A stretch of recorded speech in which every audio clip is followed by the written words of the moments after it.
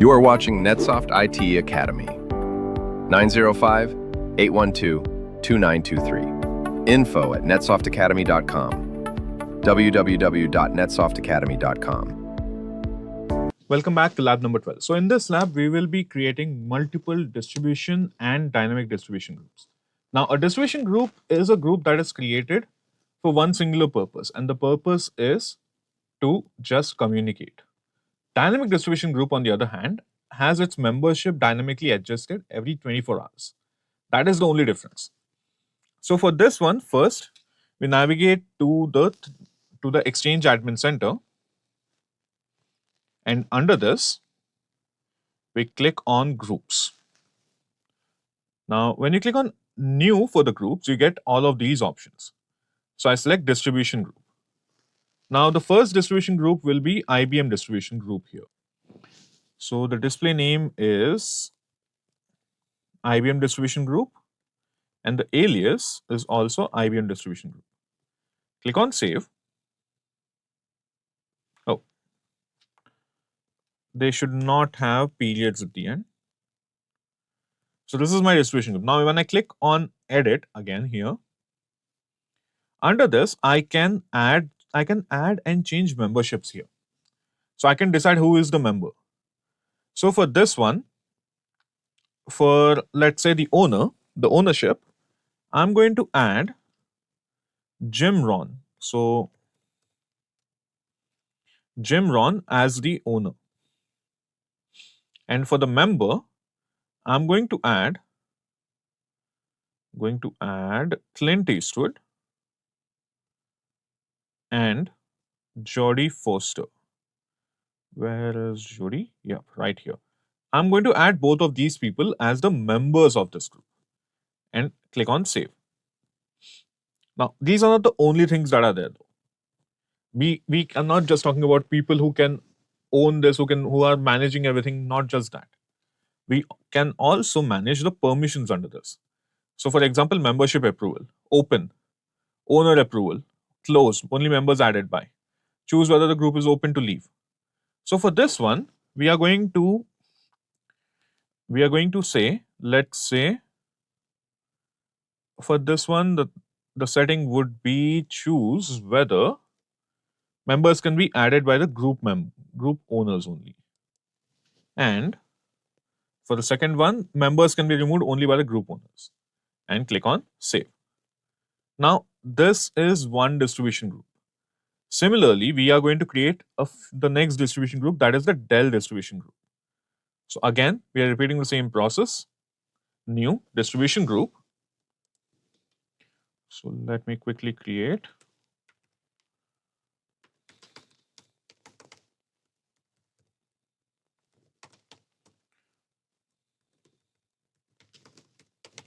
Dell distribution group. Now, again, scrolling down here, you can even select which OU it belongs to. So you can select your specific OU, let's say Dell. And for owners, you can click on Add, and you can add your members. So for this one, I'm going to add Chris Brown as the owner. And if I scroll down a little bit more, click on Add for members. So in this one, you can see that having the policy changing here is a very good idea now.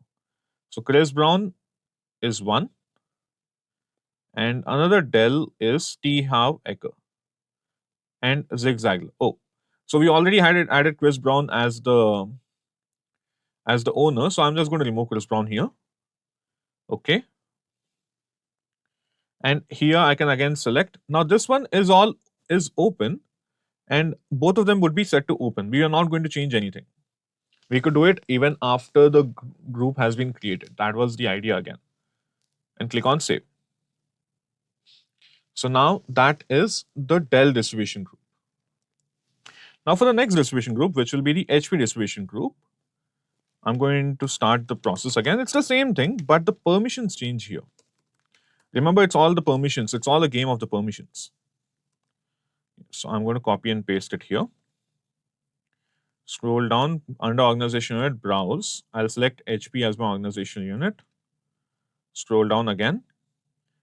For owners, I'm going to be adding Bill Walsh as the owner. And for members, I'll be adding Robert Kiyosaki,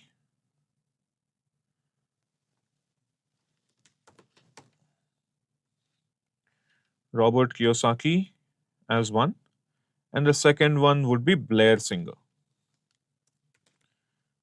So sometimes, because even I need to remember what exactly am I going to add. I have a few notes on some other side. So that is what you see me turning my head at random intervals to look at. So nothing strange, nothing out of the ordinary. This one, however, the permission is anyone can join without being approved by group members, but only group owners can remove the users. These are just permission levels that allow you who is allowed to join, who is allowed to leave. And these are great for managing access. So this is how you create distribution groups. Now, let's take a look at how to create dynamic distribution groups. So now, getting back here, I click on New again, and this time I'm going to select Dynamic Distribution Group. This one is IBM Dynamic DG, Distribution Group. The same thing that I'll be using for the alias as well. So nothing to worry about there. All right. Now under this, the OU, first of all, the OU, I'll click on Browse. And right away you can see that there are certain differences here as compared to what we saw earlier with the distribution groups. So you can see this. Only the following recipient adds the membership rules. You can add rules here. Now for the owner, again I click on Browse. And I'm going to select the administrator as the owner for now. Now, only the following recipient types: users with Exchange mailboxes. Not all users have Exchange mailboxes, remember that. Now, I add a rule again here. And under the rule, I select recipient container. I expand. And select an OU. And under this, I select my IBM OU again.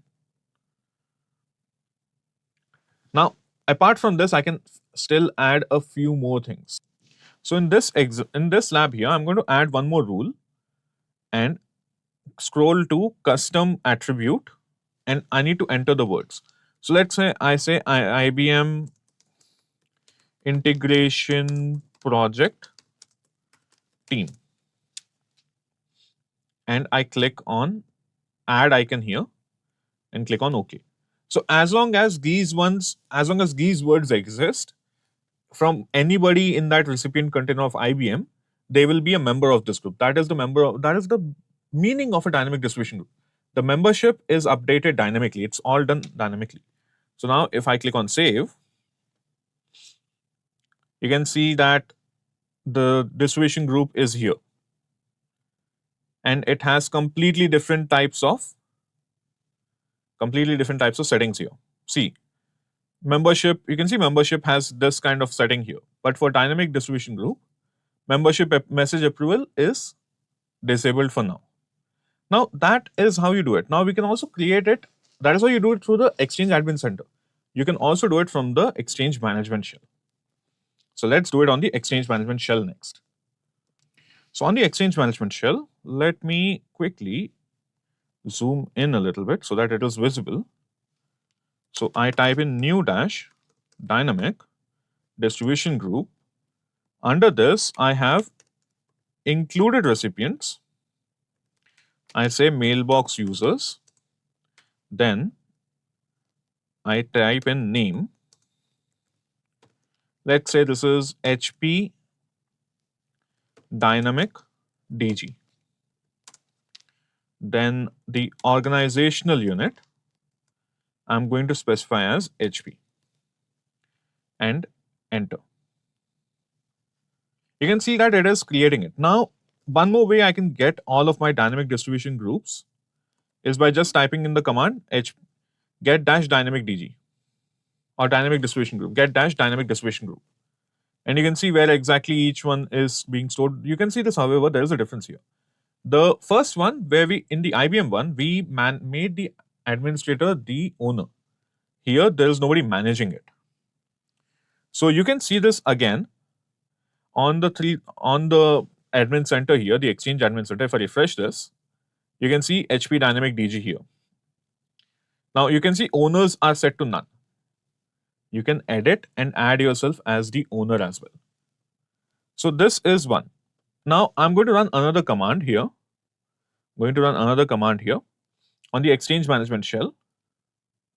Now this command is going to get details of all the things here. So just give me a second. So this is the command that I just copied from my notepad. And if I press on enter, you can see I have two dynamic distribution groups. This is the primary SMTP address, the recipient types, and everything is here. And that is the end of lab number 12, where we created 2 dynamic distribution groups and 3 distribution groups with various types of settings and permission levels for membership and ownership. Thank you, and I'll see you in the next lab. Thank you for watching NetSoft IT Academy. 905-812-2923. info@netsoftakademy.com. www.netsoftakademy.com.